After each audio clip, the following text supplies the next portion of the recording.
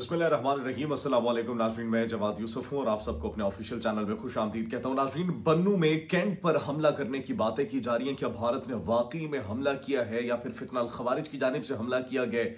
इसके पीछे क्या हकीकत मौजूद है? और यह भी कहा जा रहा है कि बड़े हाई प्रोफाइल ऑफिसर्स को उसमें निशाना बनाया गया है। इसके साथ साथ नाज़रीन, इसराइल के लिए कुछ बुरी खबरें हैं। नेतन्याहू को हरी झंडी दिखा दी गई है सोमालीलैंड की जानिब से।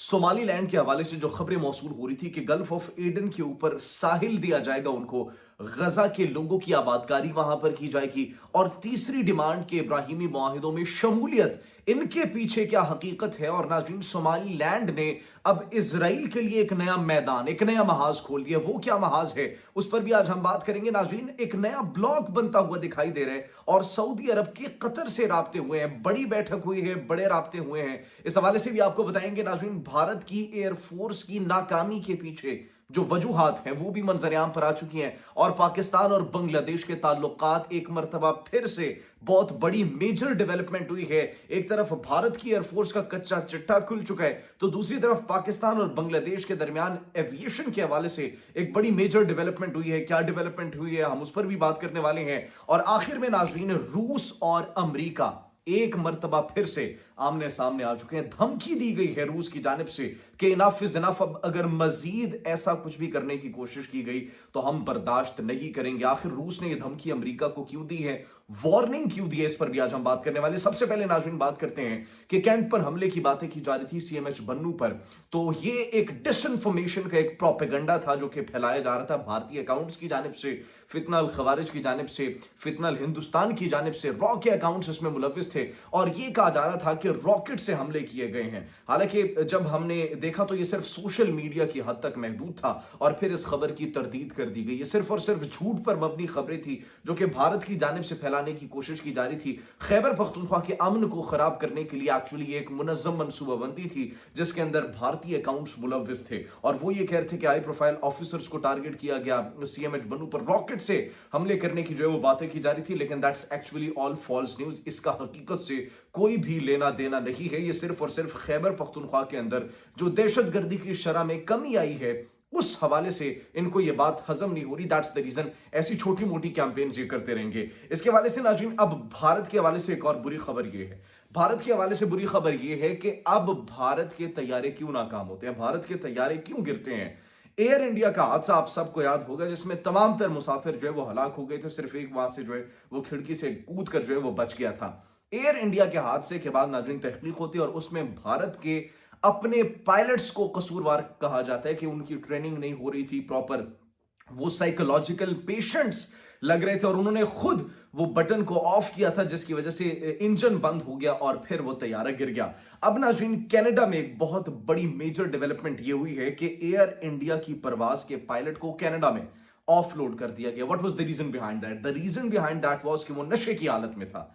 नशे की हालत में मतलब उनके पायलट जो है वो जहाज चलाते हैं। दैट्स द रीजन अब भारत को इतनी रुसवाई का सामना करना पड़ता है। ये पहला हादसा नहीं था, इस तरह बेतहाशा हादसे हो चुके हैं। तारीख में भारत सरे फहरिस्त आ चुका है सबसे ज्यादा एयरफोर्स के एविएशन के हादसात में। पूरी दुनिया में इतने तैयारे किसी के भी नहीं गिरे, फाइटर जेट्स किसी के भी नहीं गिरे, पैसेंजर प्लेन्स किसी के नहीं गिरे जितने भारत के गिरे। तो that shows how capable they are. और अब उसके पीछे वजूहात भी सामने आ चुकी है। उस शख्स को गिरफ्तार भी कर लिया गया, पायलट को। अब उसकी तहकीक, उससे तफ्तीश की जाएगी और प्रॉपर जो है वो एक कमेटी भी बना दी गई है। कनाडा के अंदर नाज़रीन, एयर इंडिया का पायलट जो है वो नशे की हालत में जहाज चला रहा था। तसव्वुर करें, और आप इनसे क्या एक्सपेक्ट कर सकते हैं। सिर्फ ये नहीं नाज़रीन, बल्कि बांग्लादेश और पाकिस्तान के हवाले से मेजर डेवलपमेंट, अच्छी खबर है वो ये है कि बांग्लादेश एयरलाइंस को इजाजत दे दी गई है। अब वो पाकिस्तान आ सकेगी, डायरेक्ट परवाजों की इजाजत दे दी गई है। ढाका से कराची तक ये फ्लाइट्स आ सकेंगी और ये एक्चुअली बड़ी एक अच्छी खबर है। साल के शुरू में ही अप्रूवल दे दिया गया है और इससे पाकिस्तान और बांग्लादेश के दरमियान भाईचारा मजीद मजबूत होगा। मशरिक वस्ता में नाज़रीन सूरत हाल बड़ी तेजी से तब्दील होती हुई दिखाई दे रही है।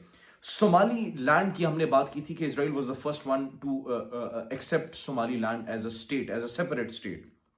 सोमालिया जो कि दो हिस्सों में बटा हुआ था, सोमालिया और सोमाली लैंड, 1960 तक हमने आपको बताया था।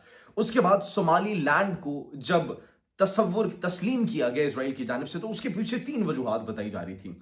हसन शेख महमूद जो कि सोमालिया के सदर हैं, जब वो इस्तांबुल जाते हैं, तुर्की जाते हैं और तुर्किया के सदर रजब तैयब एर्दोगान से मुलाकात करते हैं, उस मुलाकात के अंदर जब तुर्किया कहते हैं कि हम उनके साथ खड़े हैं, हम इनकी ट्रेनिंग भी करवाएंगे, हम अपनी फोर्सेस भी वहां पर भेजेंगे, उसके बाद नाज़रीन जो सोमालीलैंड है वो थोड़ा मुतहर्रिक हो जाता है और इजराइल को भी थोड़ी परेशानी आ जाती है कि अब सोमालीलैंड यानी सोमालिया के अंदर, जो कि अब तुर्की के मफादात में बिल्कुल भी नहीं है कि वो 2 टुकड़ों में बंट जाए। अब इसके पीछे हमने आपको बड़ी तफसील से वजूहात भी समझाई थी कि गल्फ ऑफ एडन से रेड सी और रेड सी से सुएज कैनाल तक जितने भी पोर्ट्स हैं उन पर कंट्रोल हासिल करने के लिए ये साम्राज्यीय कुव्वतें डिस्टेबलाइजेशन की कोशिशें कर रही है उन तमाम तर ममालिक पर जो कि उस पट्टी पर मौजूद हैं, और उनके अंदर एक सोमालिया भी आ जाता था। अब 3 जो वजूहात बताई गई थी, 3 वजूहात जब हसन शेख महमूद ने अल जजीरा को इंटरव्यू दिया, उसके बाद नाज़रीन ये कहा गया कि इजराइल ने फौरी तौर पर जो तस्लीम किया है सोमालीलैंड को, उसके पीछे 3 वजूहात है। सबसे पहले तो ये कि वो जो गल्फ ऑफ एडन के करीब करीब जो पोर्ट है वो उनको देगी, गजा के लोग जो कि वहां से डिस्प्लेस करेंगे उनको वहां पर आबाद किया जाएगा, और तीसरा इब्राहिमी मुआहिदों में शमूलियत की जाएगी सोमालीलैंड की जानिब से।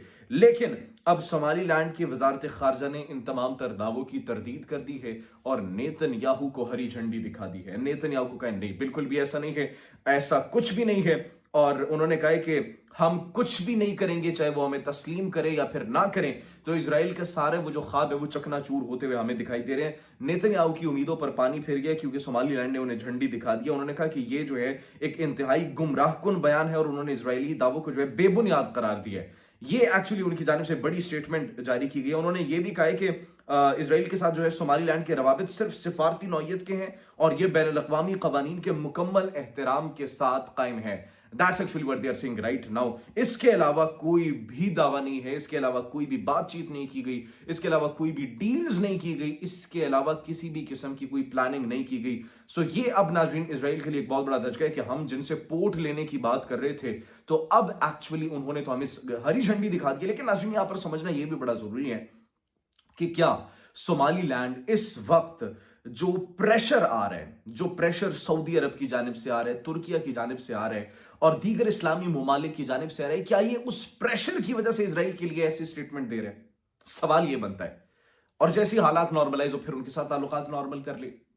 सवाल यहां पर यह बनता है, अगर इतना ही इनको जो है वो फिक्र है अपने उस हिस्से की, जमीन के उस टुकड़े की, तो ये मुत्तहिद क्यों नहीं रहते? अगर मुत्तहिद नहीं रहेंगे तो फिर तो टुकड़ों में बंट जाएंगे, और टुकड़ों में बंट गए तो फिर दुश्मन के लिए आसानी होगी उन पर हमला करना, कार्रवाई करना, उनको तोड़ना। अगर दुश्मन ने हमला कर दिया, तोड़ दिया, तो फिर कौन जिम्मेदार होगा? तो नाज़रीन ये एक्चुअली क्योंकि इंतहाई स्ट्रेटेजिक लोकेशन है, बड़ी अहम लोकेशन है, जिसकी वजह से ये तनाज़ात जो है वो शिद्दत इख्तियार कर रहे हैं वहां पर। नाज़रीन इसके अलावा जो सऊदी वली अहद है, सऊदी वली अहद बड़े मुतहर्रिक नजर आ रहे हैं। मोहम्मद बिन सलमान पाकिस्तान से रब्ता करते हैं। पाकिस्तान के बाद अब उन्होंने कतर से रब्ता किया मशरिक वस्ता की सूरत हाल के हवाले से, और नाज़रीन ये ताल्लुकात को मजीद मजबूत करने पर जो है उन्होंने बातचीत की है। हमें एक मशरिक वस्ता के अंदर नया ब्लॉक बनता हुआ दिखाई दे रहा है, और एक ऐसा ब्लॉक जिसके अंदर हमें पाकिस्तान जो है एक लीडिंग पोजीशन पर दिखाई दे रहा है, क्योंकि पाकिस्तान अब जरूरत बन चुका है। सऊदी अरब ने पाकिस्तान के साथ जब से मुआहिदा किए, न तो उनका कॉन्फिडेंस बढ़े बल्कि रवाबित में तेजी आई है, और मुकाला पोर्ट पर जो पहला हमला किया गया था, that was the sign actually कि अब हम बर्दाश्त नहीं करेंगे। अगर कोई भी ऐसा इकदाम किया गया जिससे हमारे नेशनल इंटरेस्ट को खतरा हुआ, फिर हम रुकने वाले नहीं है।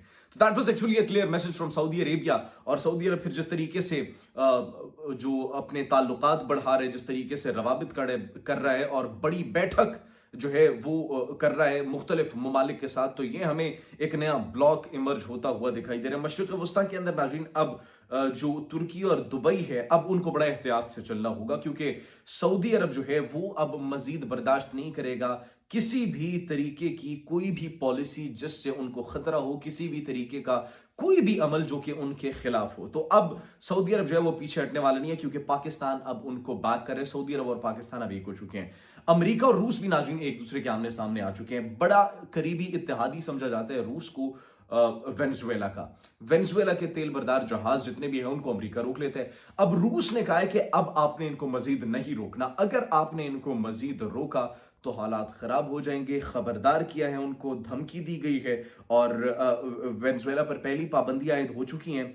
तो अमेरिका जो है उन्होंने ये कहा है कि वेनेजुएला के ऑयल टैंकर का ताक़ुब फौरी तौर पर बंद किया जाए। ये एक फौरी तौर पर बंद किया जाए, ये रिक्वेस्ट नहीं की जा रही, ये एक हुक्म दिया जा रहा है। और अगर ये ना किया गया, रूस की जानिब से हुक्म दिया जा रहा है, तो फिर इसके कॉन्सिक्वेंसेस हो सकते हैं। मतलब दो सुपर पावर्स हमें आमने सामने एक दूसरे के जो है वो आती हुई दिखाई दे रहा है। और उन्होंने ये भी कहा है कि अगर उन्होंने इस तरीके के इकदाम किए, अगर ऐसी उन्होंने जो है एक्शंस किए, ऐसे डिसीजंस लिए अमेरिका ने, तो फिर ये आलमी अमन के लिए जो है बहुत बड़ा एक खतरा बन सकते हैं। That was a message from Russia.